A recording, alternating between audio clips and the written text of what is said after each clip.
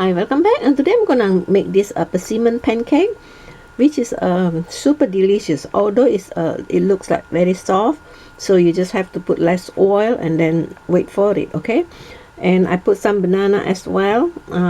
So as you can see the recipe, I just use the ready box and then plus a little bit flour to make it thicker. Okay, persimmon tends to be very watery, and then so if you don't do it correctly, it's gonna be very soft. Okay, so I hope you like this recipe, and this is very delicious. Anything with persimmon is always taste super delicious. I don't even add any sugar on it. Okay, all right, so I hope you enjoy this recipe. I see you soon again. Bye bye now.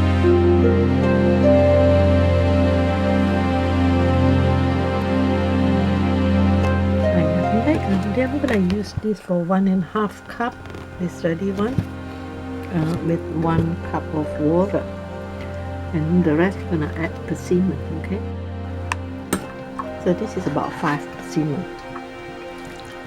I have so much persimmon here.